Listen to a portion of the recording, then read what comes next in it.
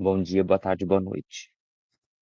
Eh, essa aula sobre affordances é uma aula que ela não vai dar conta da teoria completa, até porque é algo, bastante em discussão ainda, bastante em construção. Mas o objetivo, para além de apresentar o conceito e a teoria, é buscar uma aproximação com as práticas de movimento e essencialmente com a dança. Então a gente vai tentar fazer esse duplo twist carpado, que é essa aproximação com o nosso contexto, porque não existe literatura localizada para esse recorte, né, ou melhor, não existe literatura recortada neste tema. Então é algo que a gente precisa elaborar e precisa construir, né. Então, bora lá. Vou tentar fazer uma apresentação um pouquinho mais, fluida, para que a gente tenha uns minutinhos para conversar, tirar dúvidas e por aí vai, tá bom? Qualquer dúvida me sinalizem aqui no chat.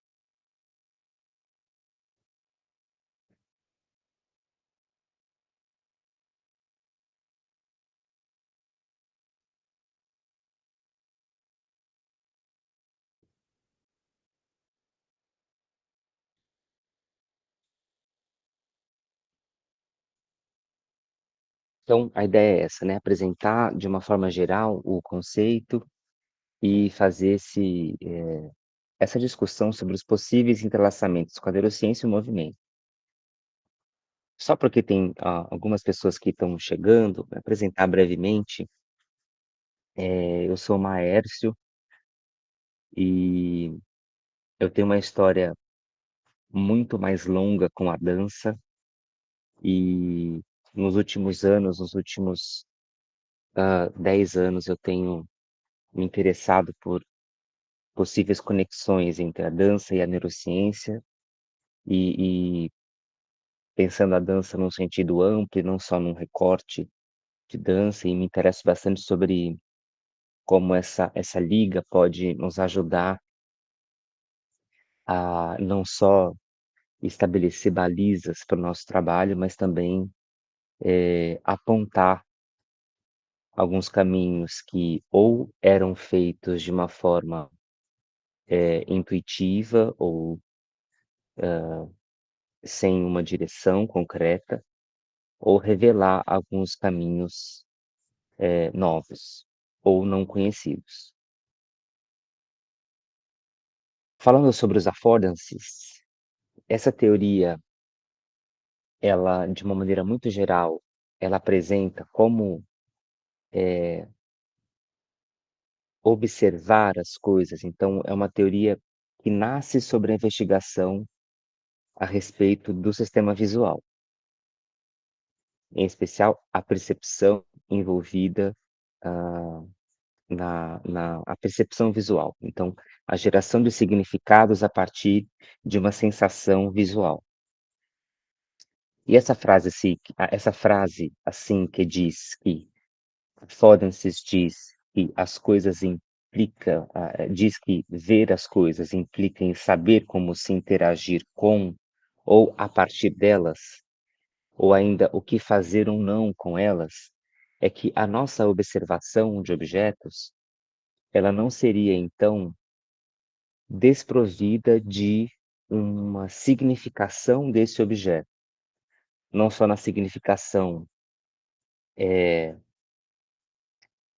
desse objeto em termos, práticos ou lógicos, ou, pelo uso da linguagem, mas a significação em termos de como se relacionar com esse objeto. O que eu posso ou não fazer com esse objeto? Quais as possibilidades? Isso para a gente é interessante. Quais as possibilidades existentes na relação entre esse objeto e o meu corpo? Se isso for verdade, essa percepção visual, ela serve ao nosso comportamento, ela serve à maneira como nós, nos expressamos em relação a esses objetos, ou como nós colocamos a nossa estrutura e identidade em uma certa ação intencionada, né. Como existe uma relação, portanto, ativa a partir e com esses objetos. Da mesma maneira, o comportamento ele é direcionado pela percepção.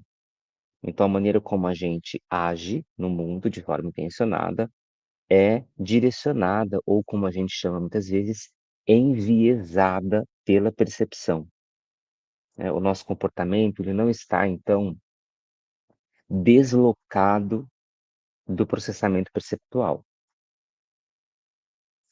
Tudo bem? Hum. Fiquem à vontade para perguntar, levantar a mão, tá bom? Aqui é só o primeira página, mas se der uma confusão aí, vocês me sinalizem, tá? Que aí eu volto e posso encontrar outras palavras para dizer, para encontrar vocês.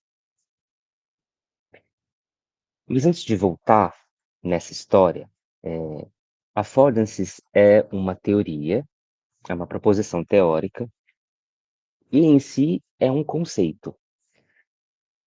E todas as vezes que a gente, aborda conceitos ou vai refletir sobre conceitos, é importante que a gente saiba o que são conceitos, né.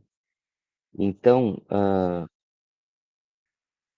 o que que são conceitos para vocês, né? Se vocês quiserem escrever no chat, ou mesmo abrir o microfone e dizer, sem medo de ser feliz, assim, o que que é um conceito para você? Utilizando as suas palavras, da maneira que você puder definir. O que que é um conceito, né? Não busquem acertar aqui, né. Claro que vocês podem acertar, mas a ideia não é acertar ou errar, é conversar. Me ajudem aí no desafio.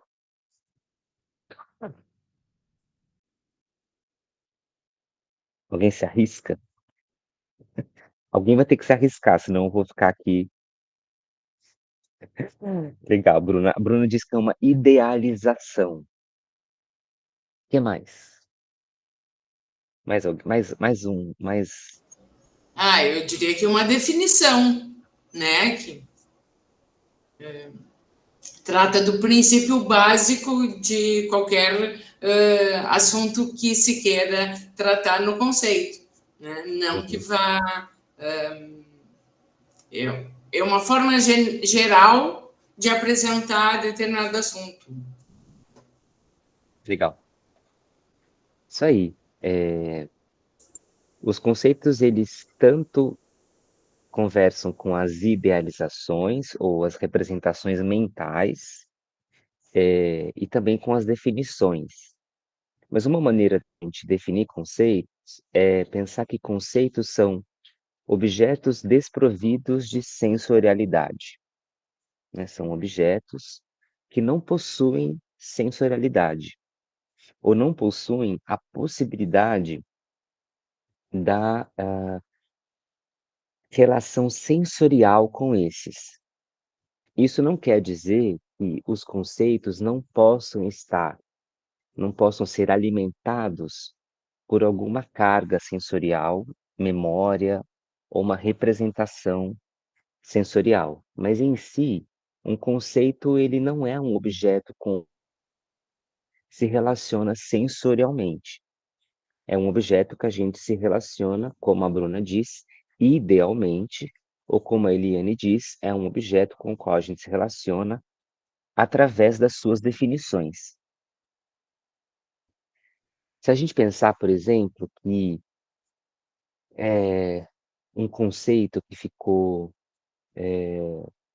muito famoso, né, nos últimos tempos, que é o conceito do mundo líquido, do Zygmunt Bauman, né, o mundo líquido, a gente não tem uma relação sensorial com o objeto mundo líquido, a gente tem uma relação sensorial com as pessoas. E esse conceito, ele pode ser alimentado por algumas cargas sensoriais, mas em si, o conceito mundo líquido não estabelece uma relação sensorial direta com ele. Isso fica claro para vocês? O que é um conceito, o que eu quero dizer com conceito? Com os affordances é a mesma história. A gente não tem uma relação sensorial direta com affordances. Mas por que os conceitos existem? Porque eles são importantes. Porque eles podem nos ajudar a compreender, a estabelecer reflexões, não só sobre as nossas relações humanas, entre humanos, mas as relações entre humanos e objetos, ou as relações possíveis entre humanos e seu ambiente. Não só de uma maneira geral, genérica, mas também de uma maneira específica, aplicada, por exemplo, no caso do movimento. Se a gente pensar num conceito que é o conceito que é muito presente na dança, que é o conceito de presença, ou o conceito de autoimagem. Autoimagem é um conceito, né? Como que presença e autoimagem, como conceitos, mesmo a gente não tendo uma relação sensorial direta com esses, como que eles podem nos ajudar na reflexão sobre a nossa prática? Como eles podem direcionar um diálogo com o nosso fazer e com possíveis relações diretas sensoriais, por exemplo, com uma dança, que nascem desse estudo, né. Então a ideia dos affordances aqui é, já que a gente não tem uma relação sensorial direta com o conceito affordances, essa reflexão pode desembocar onde a gente tem relação sensorial direta. Ou seja, como que esse conceito conversa com as nossas práticas de movimento, ou como esse conceito conversa com os nossos outros conceitos presentes na nossa prática, ou no nosso dia a dia. Tudo bem? Não, né? Diga lá, Eliane, a sua dúvida pode ser a de outras pessoas. Nem sei como te dizer qual é a dúvida, então não. Vamos junto, aí dá um nó mesmo, nó, porque assim, vamos voltar um slide, né? Aqui, ó.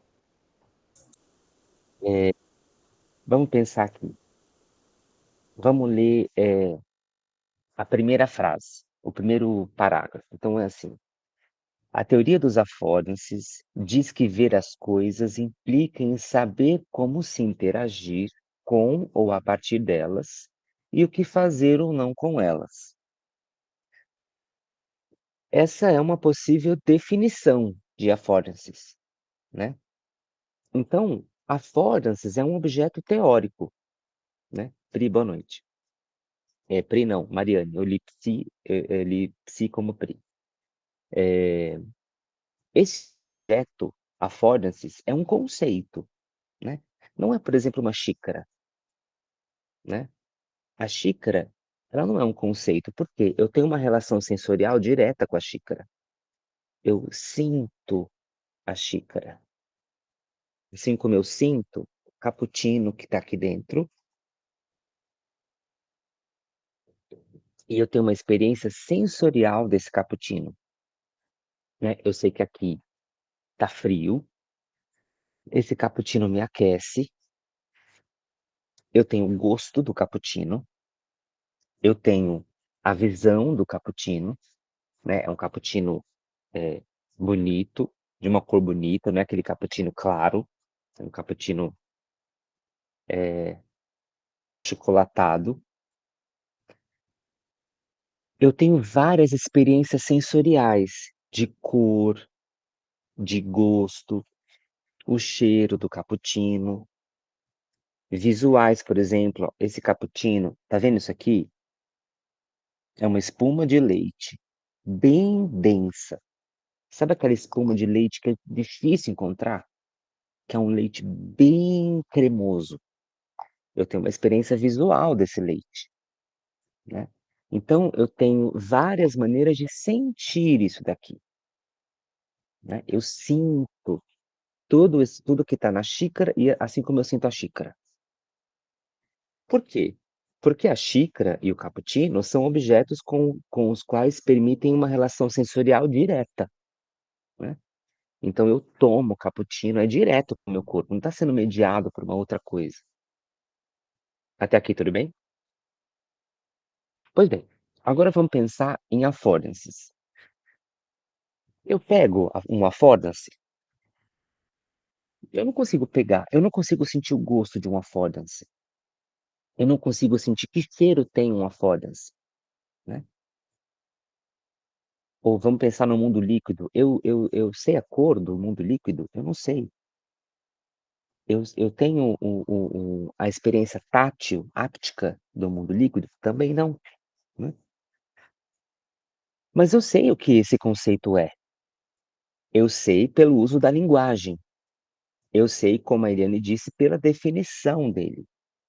Eu conheço um conceito a partir da ideia que é subjacente a ele, mas eu não tenho relação sensorial direta, tudo bem? Agora, se eu qual é a importância de nós estarmos aqui hoje? Vocês, às 8h22 da noite, eu às 2h22 da manhã, né, por que raios nós estamos aqui, sendo que a gente poderia eu poderia estar dormindo, vocês poderiam estar se preparando para dormir, né. Nós poderíamos, poderíamos. Por que raios estamos aqui? Só porque é interessante? Tudo bem. Coisas interessantes despertam a nossa curiosidade e isso, pode nos mover a reservar uma das nossas noites e eu uma das minhas madrugadas para conversar sobre isso. Mas, para além disso ser interessante, estudar esses conceitos, mesmo não tendo uma relação sensorial direta com eles, podem nos ajudar a balizar o nosso trabalho, organizar o nosso trabalho e descobrir elementos do nosso trabalho a partir do cruzamento entre esse conceito e o nosso trabalho. E o nosso trabalho, ele está repleto de elementos, objetos com os quais nós temos uma experiência sensorial direta. Então vamos pensar que eu sou, professora de dança, né, então assim, eu tenho uma relação com toque com as pessoas, eu tenho uma relação, de escuta auditiva com as pessoas. Eu tenho outros elementos sensoriais, vários elementos sensoriais com as pessoas, né, elementos com os quais eu tenho experiência sensorial direta, né. Então a ideia é a gente cruzar esse conceito com esses objetos, com os quais a gente tem a experiência sensorial direta. Então um conceito ele serve para isso, um conceito não serve para a gente decorar. Então assim, vocês podem tirar uma foto, escrever e colar na porta da geladeira. Toda vez que vocês forem abrir a porta da geladeira, vocês vão lá, ler, o conceito o affordance significa isso. Decorar essa definição, para além de uma informação que você vai ter, não vai influenciar em nada o seu trabalho, né. Você tem uma informação a mais na sua vida, mas você não possibilitou a aplicação dessa informação. E a ideia daqui é olhar para esse conceito e descobrir uma possibilidade de aplicação desse conceito. Por que que eu estou, fazendo essa introdução? Olha que eu estou na introdução ainda, né, a gente acabou de molhar o tornozelo na praia. Acabamos de molhar o tornozelo na praia, né. Então, assim, imagina quando molhar o joelho, né. Quando chegar na cintura ainda, meu Deus, né. Então a ideia é essa, a ideia é a gente ir se molhando aos poucos. Por que que eu começo pela definição de um conceito? Para que a gente tenha a consciência de que conceitos nos atravessam diariamente. Então, assim, conceitos da neurociência: consciência, inconsciência, eh, embodiment, corporificação, incorporação. Existem vários conceitos. Um outro conceito que está muito na moda, que é a interconexão, o nome em inglês é hum, hum, nossa, esqueci a palavra. Eh, só um minuto aqui, deixa eu ver a palavra. Hum, eh, o nome ó, é um conceito que eu esqueci. Entrainment. Entrainment é outro conceito. Então, o nosso dia a dia é repleto de conceitos, mas assim, para além de conhecer a informação ou de ter a informação desses conceitos, o que isso muda na nossa vida? Tipo assim, todo mundo aqui já ouviu falar de mundo líquido, não já? Vocês já ouviram falar, em algum lugar vocês ouviram falar. Agora, o que mudou depois dessa informação ter sido sabida, né? Melhor agora, Eliane? Sim? Por favor, me digam, tá? Não só a Eliane. Então vamos lá, vamos seguir aqui. O autor é o James Gibson, né, eu não vou dar eu separei alguns vídeos, rapidinho pequenos, curtos, e acho que vale a pena a gente assisti-los, né, são vídeos de pequenos minutos. Eu vou ver se eu consigo colocar em legendas em português, se eu não conseguir, eu coloco em inglês e a gente, ah, eu traduzo depois. Então eu vou tentar colocar em português, às vezes não traduz perfeito, geralmente não traduz perfeito, mas não tem problema. Talvez vocês não ouçam o áudio, mas vocês terão a legenda.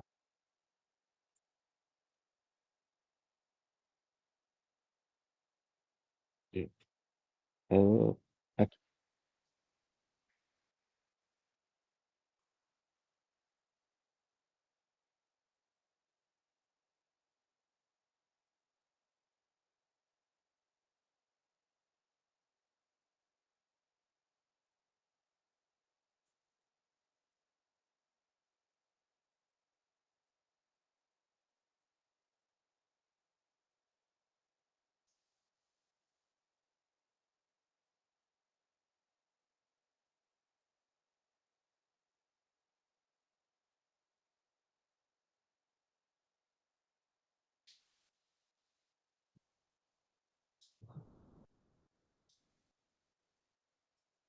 Aqui. Deixa eu parar de compartilhar aqui, que eu acho que vai ser melhor. Tararirará. Então, o que que ele diz aqui? Eh, ele diz que existem processamentos sensoriais que ocorrem fora do nosso corpo, ou melhor dizendo, a respeito de objetos que estão fora do nosso corpo, e ele chama isso de processos esteroceptivos, Então são processamentos sensoriais de objetos que estão fora do nosso corpo, e existem processamentos sensoriais que estão, dentro do nosso corpo, para dentro da pele. E ele chama isso de propriocepção ou de elementos proprioceptivos. Não é uma boa palavra, tá. Hoje a gente chamaria isso de interocepção, né, que é o contrário da esterocepção. Mas tudo bem, é só para a gente entender aqui. Esses elementos esteroceptivos, eles dizem respeito a uma organização geral, genérica, de como o meu corpo poderia se relacionar com esses objetos, né. Ou um corpo parecido com o meu. Então, um corpo que tem 2 mãos, que tem 5 dedos, que tem um polegar opositor, por aí vai. Já esses processos que estão para dentro da pele, dizem respeito a tudo que modularia a minha relação com aquele objeto. Então, tudo que é explicado somente no meu corpo, e não é explicado em um outro corpo. Eu posso encontrar similaridades, mas esse elemento interno à minha pele, né, que está para dentro da minha pele, ele vai influenciar a maneira como eu me relaciono com um certo objeto. Então, eh, se eu já observei ele antes, se eu estou em um estado afetivo ou outro. Então, toda a gama de elementos que dizem respeito somente a mim, também vão orientar a minha relação com o objeto. Não somente uma explicação genérica para todo mundo. Então, assim, a gente pode pensar que uma xícara é segurada assim, né. Então, assim, a gente pode perguntar: "Como é que se segura uma xícara?" Aí falar: "Ah, gente, uma xícara a gente se segura assim", né. Só que aí, um tempinho atrás eu estava explicando para vocês e eu segurei a xícara assim, não segurei? "Ué, mas eu não acabei de falar que xícara se segura assim?" "Ah, mas eu segurei assim." "Por que que eu segurei assim?" "Porque eu tô com frio." Vocês estão entendendo? Eu tô com frio, eu quis me esquentar, para além de ter o gosto do cappuccino, eu quis me esquentar com a xícara, né. Eu poderia, além disso, ficar assim, ó, sentindo o cheiro, colocando a xícara embaixo do meu nariz. Então agora, a gente não segura a xícara assim. Não, gente, a gente segura a xícara assim, ó. Não, mas você está segurando a xícara assim, porque você está com frio e você encontrou um cappuccino top das galáxias. Eu, eu, é por minha causa. É claro que vocês poderiam descobrir outras formas de tomar o cappuccino, formas até similares à minha. Mas essa maneira genérica de segurar a xícara, ela vai sofrer influências a depender de cada pessoa, porque existem elementos, para além da minha pele, que modificam a relação com esse objeto. Então, a minha temperatura, os meus gostos, os sabores que eu gosto, né? As minhas lembranças do que é um cappuccino. Então, eu sei que, por exemplo, com uns quase 10 anos atrás, eu trabalhei num lugar que tinha um cappuccino assim. E aí, depois que eu saí desse lugar, nunca mais eu encontrei um cappuccino maravilhoso como aquele. E esse aqui é perto. Então, eu me lembro daquele lugar, daquele cappuccino, que eu tomava todo dia depois do trabalho. Então tudo isso está para dentro da minha pele. É o que eles chamam de proprioceptivo, mas o que eu vou chamar aqui de interoceptivo, né. Então não é assim. Então se alguém me perguntar hoje: "Maércio, como é que se segura uma xícara?" Eu vou falar assim, né. Agora, vai ser sempre que eu vou responder assim? Não, não. E se eu estiver num lugar que está com calor? né, que eu tô com calor. Aí não vai ter mais cappuccino dentro, né. Depende. Então, assim, depende muito, depende do que tem dentro da xícara, depende de onde eu tô, depende de tudo isso que tá para dentro de mim, não só que tá para fora. Então, quando a gente responde: "Olha, gente, uma xícara se segura assim", essa resposta é incompleta. E por que que ela é incompleta? Porque ela desconsidera os processos que estão para dentro da pele. Faz sentido isso para vocês? Sim? Questões, dúvidas, podem perguntar, eu estou aqui para isso, né. Não engulam uma coisa assim, tudo bem? Eu posso explicar quantas vezes forem necessário. Eu tô confiando em vocês. Se alguém tá vendo a gravação, fica à vontade para perguntar. Então, pois bem, então vamos lá.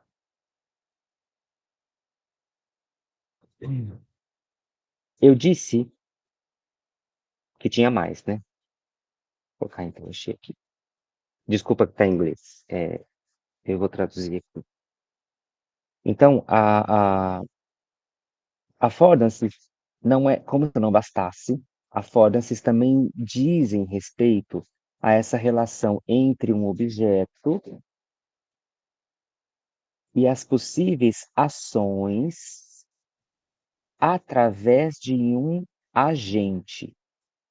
Marquem essa palavra no imaginário de vocês, agente. O que é, ou melhor, quem é esse agente, né? Esse agente sou eu, é cada uma de vocês, cada um de vocês, né. Esse agente é a pessoa específica com a qual se estabelece uma relação com um objeto ou uma outra pessoa. Esse agente ou essa agente, ela tem as suas camadas interoceptivas e as suas camadas exteroceptivas. Esses affordances, eles levam em consideração as qualidades de um objeto, qualidades no sentido, as atribuições de significado dele, a textura dele, a cor e tudo mais, mas também as habilidades e imaginação de uma pessoa. A gente poderia adicionar mais coisas aqui, desejos, estados afetivos, estados interoceptivos e por aí vai, né. Quando eu digo para vocês que eu seguro a xícara assim, eu posso segurar a xícara assim, é uma possibilidade, tenho 2 mãos, entendem o que eu quero dizer? Também é uma possibilidade, porque eu tenho a sensação olfativa, então é uma habilidade específica, ou melhor dizendo, é uma habilidade possível em cada sujeito, né. Além disso, eu tenho a possibilidade e a capacidade de imaginar a partir desse objeto. Por exemplo, como eu estava falando para vocês, quando eu imaginei, ou melhor dizendo, lembrei, tive a memória daquele lugar que eu tomava cappuccino depois do trabalho. Então eu me relaciono com isso. Affordances estabelecem uma relação entre sujeito e objeto, né. Não só uma relação, mas uma relação que ela é quase, irreflexa, muitas vezes não consciente, né. Então, assim, eu não fiquei pensando: "Ah, como é que eu vou segurar essa xícara?". Não, assim, eu estava com calor nas mãos, com frio nas mãos e segurei assim para me esquentar. Da mesma maneira, eu estava gostando muito, quis cheirar. É inconsciente, não é consciente, né. Isso pode ser trazido à consciência, mas inicialmente não é consciente.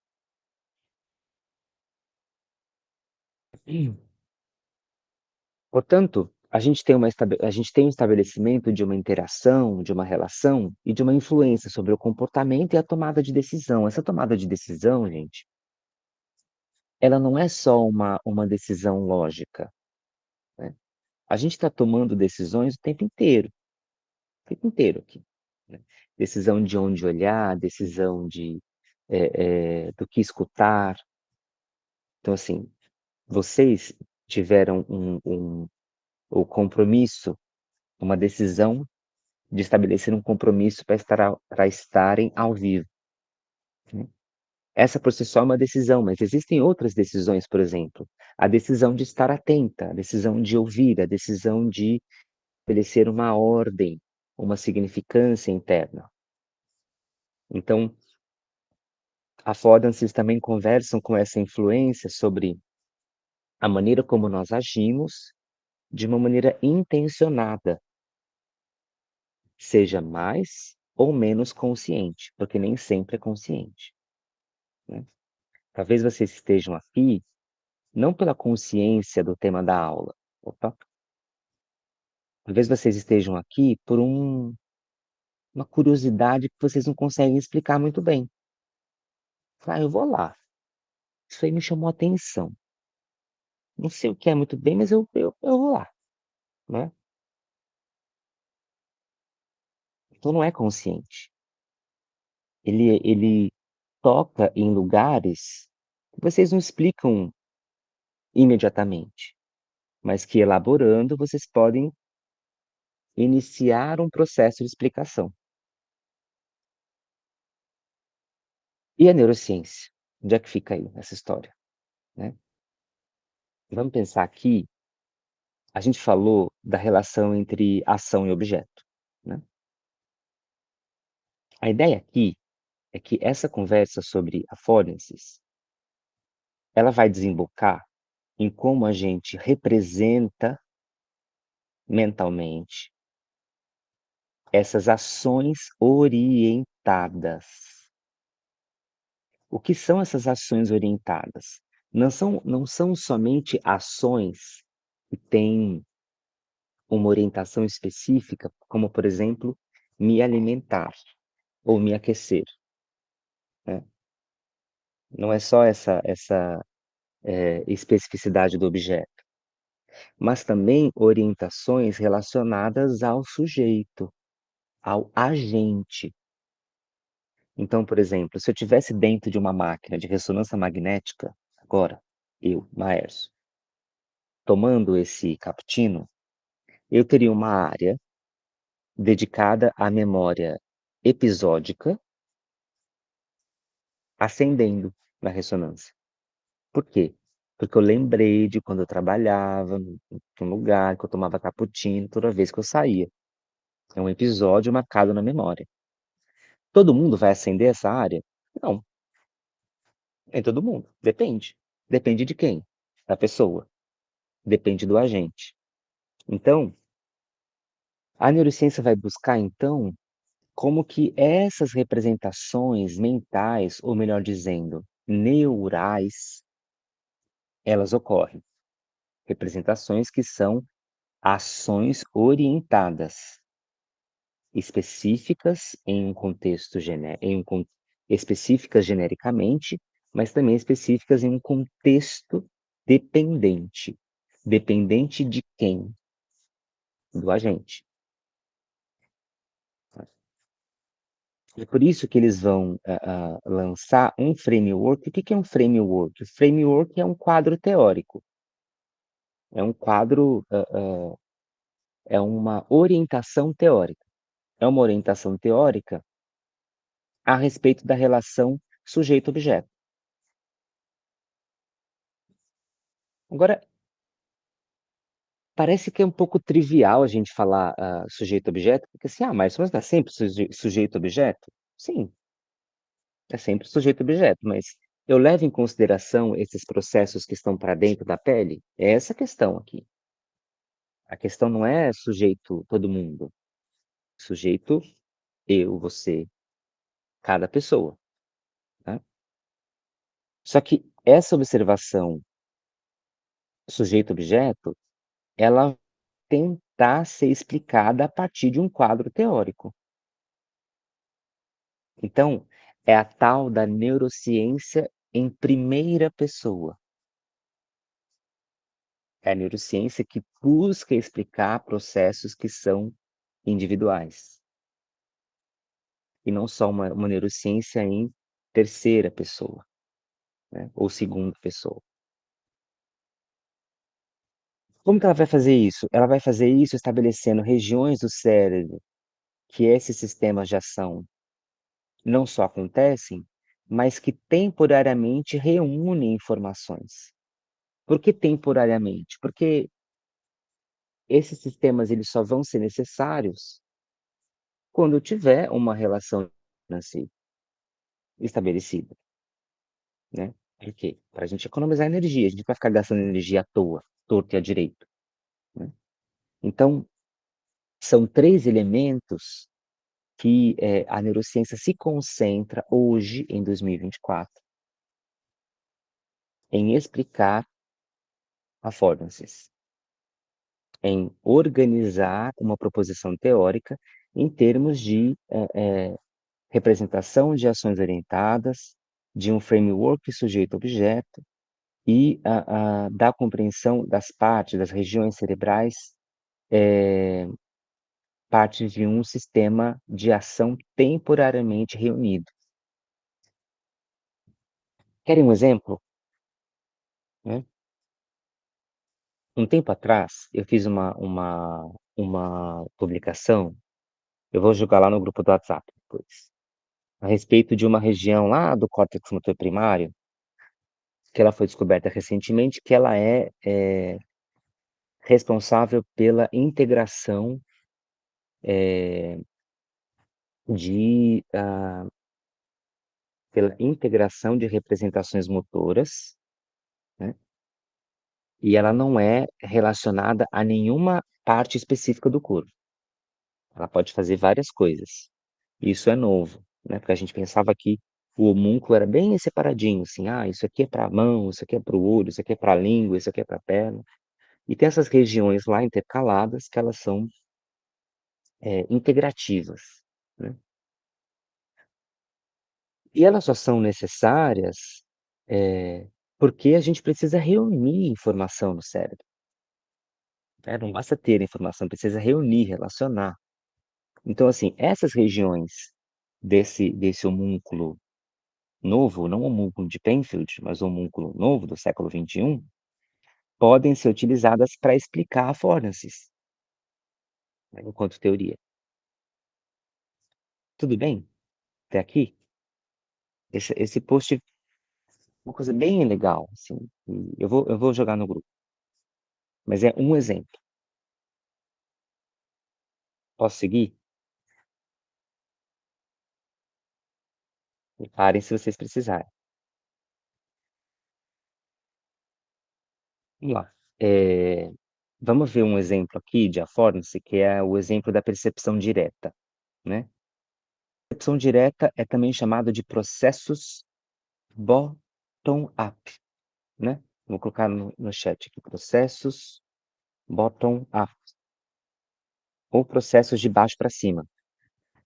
Não são processos que estabelecem processamento de alta ordem. Toda vez que a gente pensa em processos de alta ordem, a gente pensa em processos top-down, de cima para baixo. Então, vamos lá. Vou fazer do mesmo jeito, tá? Vou colocar a legenda em português. Tem 4 minutos, mas a gente não vai ver tudo, tá? A gente vai ver 2 minutinhos.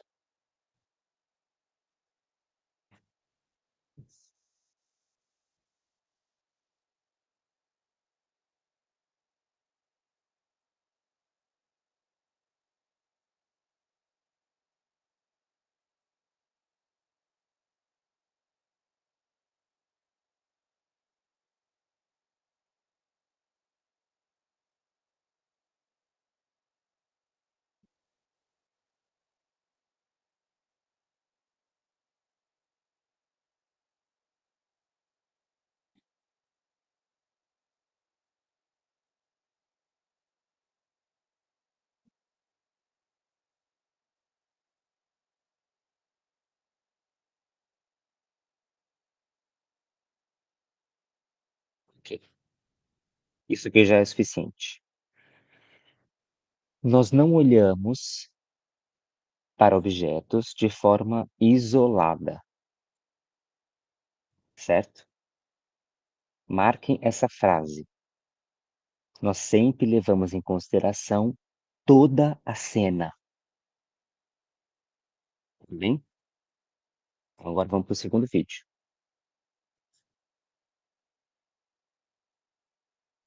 Esse aqui é um experimento do Gibson que chama, é o experimento do penhasco, tá? Então qual é a tarefa aqui? Um bebezinho, menos de 1 ano, não sei quantos meses tem, e a mamãe do bebê vai brincar com o catavento, tá? E se vocês verem aqui, o bebezinho está em cima de uma mesa, tá? Essa aqui é a mesa, ó. Aqui tem uma parede pequenininha, aqui também tem, e do outro lado também tem. Só que aqui tem um buraco, tá? Aqui tem um buraco, tem um penhasco, né, com muitas aspas. Tem um penhasco, tá? E aí a mãe, ela vai brincar com o catavento em diferentes lados. Aí vocês vão observar o que vai acontecer, tá? Vamos lá.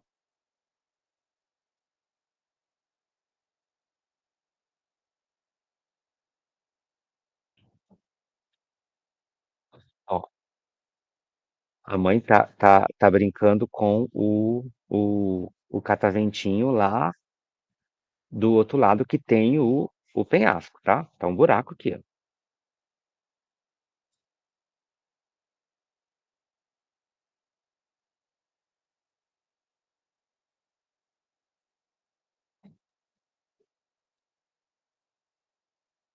Agora ela vai, ó, de novo.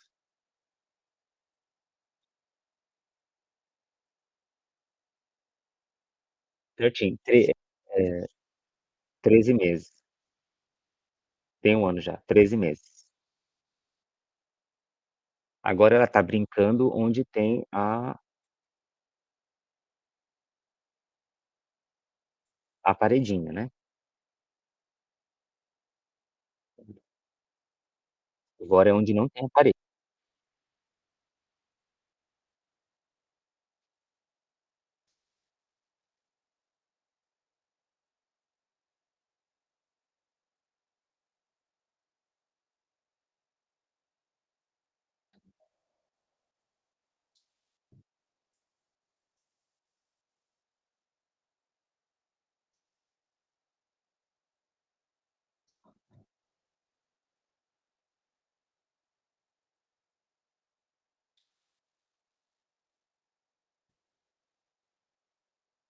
Ali. Deu para acompanhar o que aconteceu? Então, assim, quando a mãe brincava com o catavento do lado que tinha a parede, o bebê ia até o catavento. Quando a mãe brincava com o objeto, com o catavento, do lado que tinha o penhasco, mesmo o bebê estando na beira, ele não se movia. Tudo bem? Ok, a gente pode pensar assim: "Ah, mas isso é fácil, isso aí é um instinto de sobrevivência", né, a gente pode falar: "Isso aí é um instinto de sobrevivência, o bebê ele sabe que ele vai cair e vai se machucar". Ah, mas como? Como ele sabe, né? Como ele sabe? E se ele nunca caiu? E se ele nunca, esteve em cima de uma mesa e nunca viu nenhum bebê cair? E se ele não sabe o que é cair, né? Então, assim, às vezes a gente dá uma explicação imediata, mas a gente precisa dar um passo atrás, né. Esse saber não é um saber lógico, racional, né. Ele é um saber que, claro, lida com esse instinto de sobrevivência, entre aspas. Por que que eu estou usando aspas? Porque a gente precisa explicar o que que é esse instinto, né. Vocês já olharam vocês já olharam para baixo de um lugar muito alto, né? Acho que todo mundo aqui já olhou. A gente não sente algo, né? Tem uma sensação ali que é até difícil de explicar, uma sensação de dentro para dentro da pele, né. Isso é sensação, né, isso é sensação, isso é interocepção, uma percepção de uma sensação interna. Essa sensação, essa percepção, ela foi provocada pela relação do bebê com o objeto catavento. O que que eu estou querendo dizer, em poucas palavras? Esses estados internos também modificam as relações que são criadas com objetos, né. Vamos voltar lá para a história, que agora é hora de voltar, né. Aprender é um eterno ir e voltar. Aprender é um eterno ir e voltar.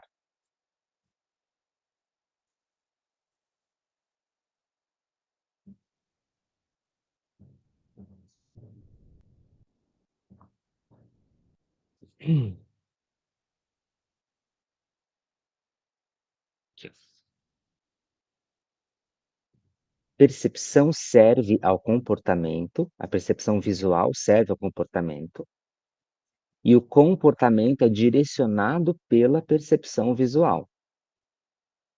Mas eu disse que tem mais, disse que tem mais, né. Eu disse que a relação entre um objeto e as possíveis ações com esse objeto, elas estabelecem um certo agente, no caso do exemplo, o bebê. Um bebê que tem habilidades, por exemplo, ele tinha habilidade de engatinhar, né, e uma habilidade também de se imaginar, né, se imaginar brincando. Mas não só isso, o comportamento dele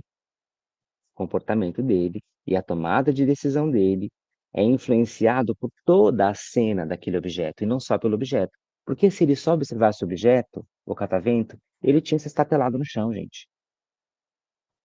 É toda a cena que importa, não é só o catavento.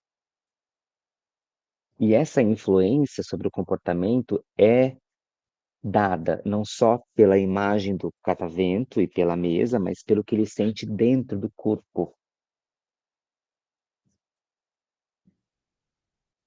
Sim, não, talvez?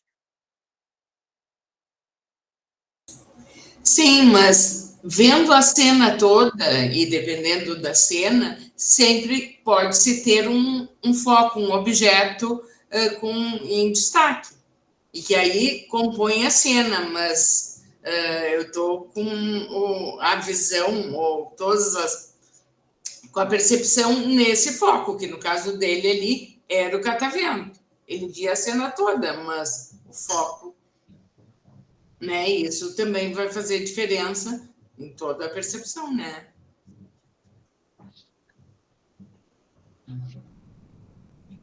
É inegável que o catavento chama a atenção dele, né, chama atenção. E sim, o bebê tem um foco visual no catavento, mas esse foco visual, ele não é suficiente para mover o bebê. É essa a questão. Você tem razão quando você diz que tem um foco. Sim, tem um foco. Mas não é apenas o foco que vai garantir a mudança no comportamento, ou vai garantir a interação. É esse o ponto. A partir do momento que a gente coloca um corpo, um sujeito, em uma situação em que essa experiência interna é modificada, essa experiência interna, ela vai balizar a relação com o objeto. Então, assim, se eu coloco o bebê em segurança, ele tem um comportamento. Se eu coloco um penhasco, se eu coloco esse bebê em risco, é um outro comportamento, mas o estímulo é o mesmo. O estímulo é o mesmo. Mudou o ambiente, mudando o ambiente, mudou-se o estado, um estado de segurança e um estado de risco. Tudo bem? Acho que a Andrea quer perguntar.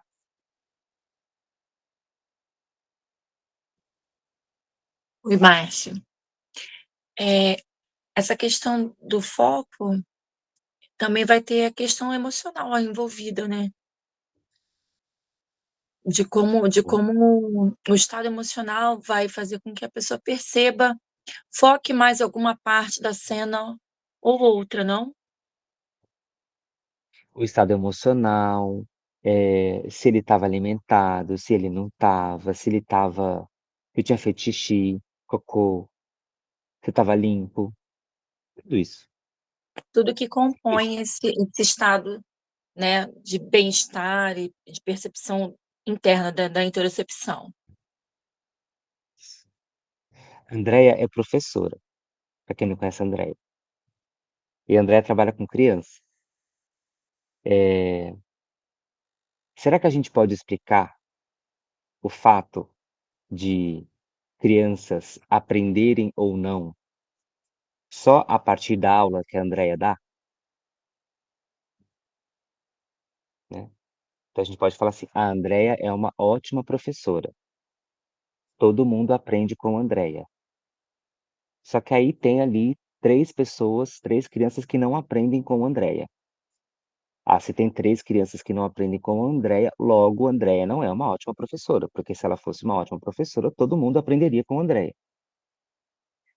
E aí o que que a gente vai fazer?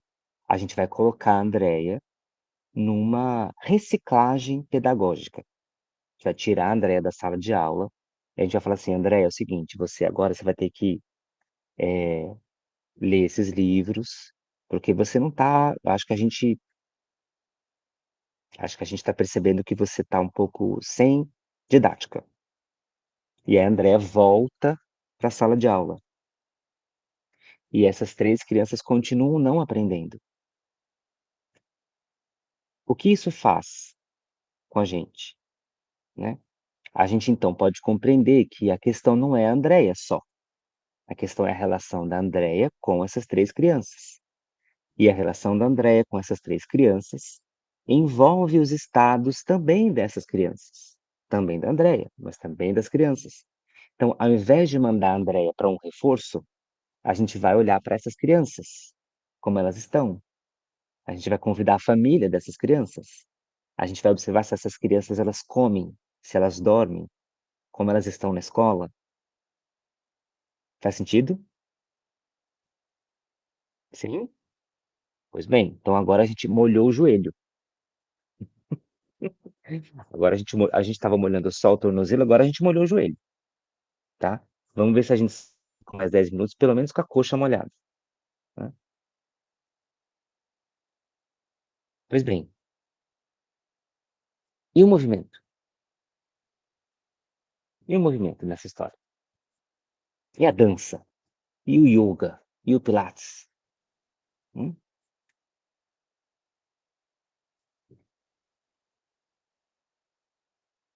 Quando a gente pensa em movimento, é inegável pensar numa interação com o ambiente, né? E essa interação, ela não necessariamente precisa de uma explicação prévia. A gente só coloca as pessoas em experiência desde que a gente tenha a consciência, que a gente tenha o conhecimento do que são affordances e do que é necessário para direcionar, mesmo sem explicar, as pessoas. Quando eu trabalho com movimento, eu não preciso explicar tudo. Além disso, eu não devo explicar tudo, mas eu preciso garantir que a informação esteja explícita, porque se ela não estiver explícita, nada acontece. Ué, mas assim, como é que a informação vai estar explícita sem eu explicar? Opa, a informação pode estar explícita sem que eu tenha que utilizar da linguagem. Eu posso utilizar, por exemplo, pistas para o movimento. Eu posso definir o caminho de uma criança a ser seguido, dando pistas táteis para ela, ou pistas sonoras, ou pistas visuais. Isso é só uma coisa a respeito do movimento, mas eu poderia fazer outras atribuições, pensando na relação entre as pessoas. Vamos pensar na Andréia, vou pegar a Andréia de exemplo, de novo, né. A Andréia agora não tem um problema de aprendizagem. Todas as crianças que passam pela Andréia têm desempenho 100/100 das atividades de avaliação, mas tem um problema de comportamento, tem um comportamento agressivo em algumas crianças. Como é que a gente resolve esse problema agressivo? A gente sabe que não é um problema de aprendizagem do conteúdo pedagógico. Sim. Será que a gente poderia manejar comportamento a partir do conceito de affordances? O que vocês acham? Hum,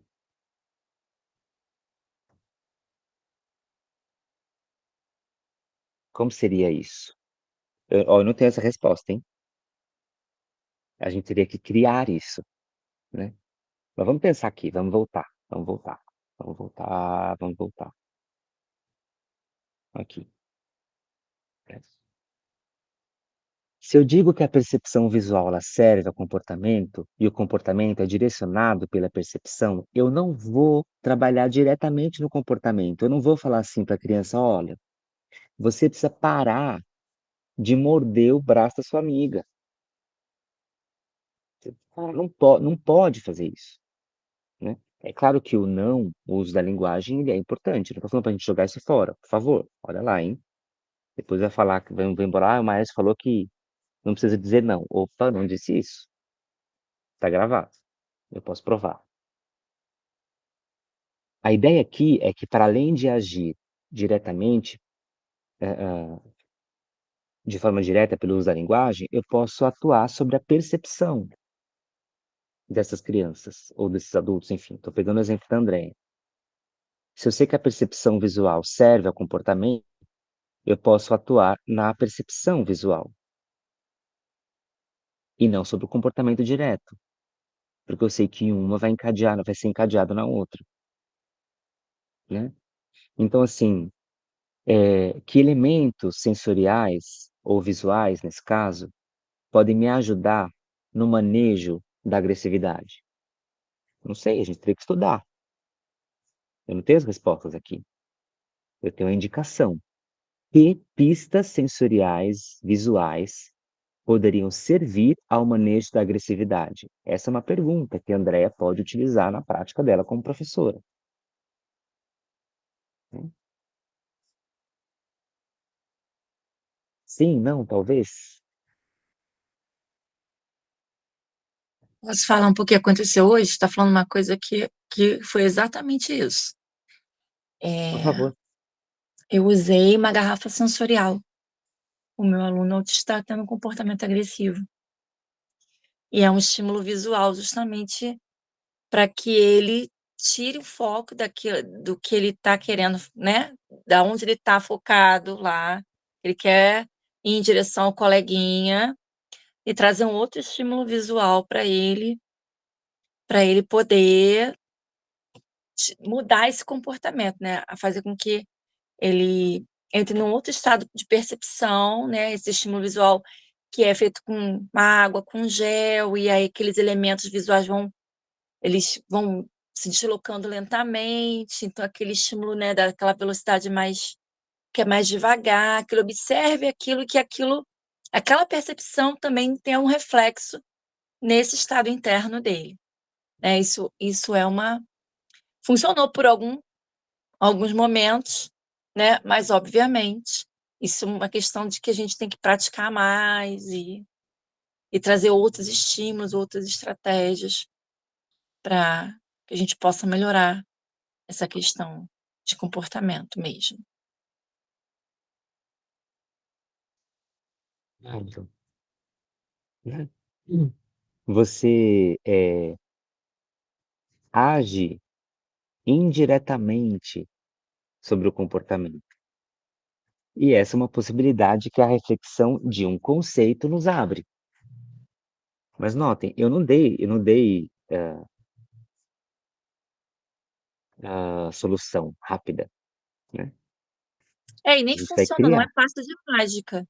É, é. Aquilo assim, se num momento por um breve momento, aquilo tira ajuda a mudar um pouco o foco e te dá oportunidade, assim, de evitar um conflito maior, né, mas não é a pílula milagrosa, mas ajuda. Isso precisa ser testado, né, desenvolvido e observado também. Que mais? Vocês falando isso, né, eu conversei mais cedo com o Márcio sobre talvez o meu não é o talvez, né, é o meu projeto de pesquisa de mestrado, né.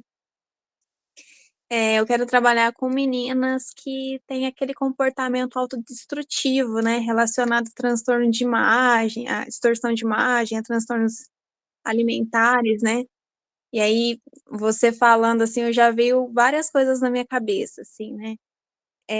A utilização de algum objeto visualmente, né, pra, colocar essas meninas, né, em talvez espelhos diferentes, sabe, para elas conseguirem se enxergarem de formas diferentes. Aí eu já comecei a pensar o outro porém. E se esse visual, igual você comentou, eh, será que é o ideal, né? Será que eu poderia utilizar, às vezes, de algo sonoro, né? Assim, se essa distorção de imagem, ela não tem a noção, né, de esquema corporal em relação ao ambiente, às vezes eu não focar na imagem, né? Talvez eu colocar uma música. Então, um exemplo, esse toque você vai tentar se espremer, né, por exemplo. Esse outro toque você vai tentar se alargar, né. Já comecei a viajar aqui, já fui pra estava pensando numa coisa, já fui para outra coisa, e acho que é assim, né, mas é algo muito interessante. Márcio, eu só fiquei com uma dúvida. Essa teoria, ela fala sobre, objeto e o sujeito, certo? Sim, Sempre o objeto e o sujeito, nunca sujeito, sujeito, somente. nunca sujeito, Entendi, sujeito, sempre sujeito, objeto, entendi. sempre sujeito, objeto, né. Uhum. Essa relação sujeito-sujeito seria uma extrapolação da teoria. Sim, entendi. Legal, é isso mesmo. E é isso, né, eu acho que o nosso fazer ele é muito eu sempre digo isso, ele é muito artesanal. É necessário então a gente experimentar e buscar essas possíveis aplicações. Primeiro entender o que é o conceito, mas mais importante do que entender, buscar a aplicação dele. Que mais?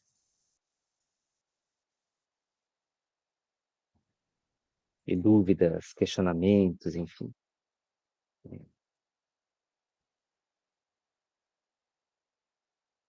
Bom, então, vou não sei se alguém quer fazer mais alguma consideração, pergunta, fica à vontade.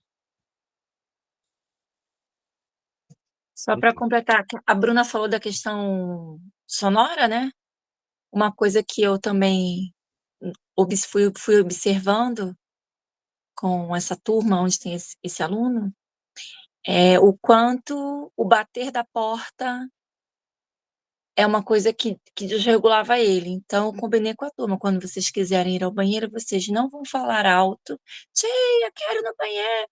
Vocês vão chegar pertinho de mim, vão me chamar, vão falar comigo aqui, pertinho, e vocês vão sair sem bater a porta. Fez uma grande diferença no comportamento dele hoje. Uhum. Olha, quando esse acordo não der certo, sabe o que você pode fazer? Pegar um macarrão, sabe macarrão de piscina? Sei. E coloca no batente da porta. porque a Ah, criança vai ver boa, e vai lembrar que não pode bater a porta. boa, boa. E mesmo se ela bater, não vai fazer barulho, Uhum, entendeu? É uma legal, pista visual. Você não precisa ficar joia. lembrando. Você não precisa ficar lembrando, Andréia, porque você tem centenas de outras coisas para lembrar. Sim. É, não, mas hoje surgiu isso foi, assim, uma coisa que eu falei hoje que surgiu dessa observação, assim, sabe, assim, aquele insight que dá na hora, assim? Eu falei assim, é isso. Aí comentei com eles e eles, muito bonitinhos, É, é, foram fazendo o que a gente tinha combinado. Muito, assim, isso, lógico que isso não isso. vai funcionar sempre e essa outra dica sua vai ser muito útil. É, isso, entendeu? É legal, porque eu acho que, assim, eh eh coloca a gente em movimento, em ação também, né. Muito bom, muito bom. Então tá, então vamos encerrar aqui e antes de encerrar só queria, agradecer a presença, também agradecer as pessoas que, não puderam estar, mas que estão assistindo a gravação.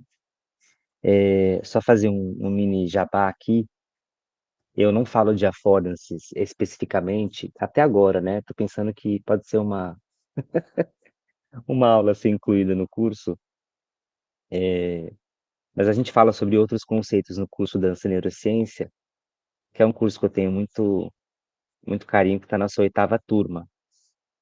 Então quem tiver interesse, e não tiver o link, tem o QR Code para vocês acessarem, as aulas começam no dia 1º de julho, é um curso online com supervisões ao vivo, online também, são 12 semanas que a gente, estuda conceitos como imagética motora, incorporação, percepção, emoção, sentimento, tudo isso focalizado na dança e nas relações com o movimento.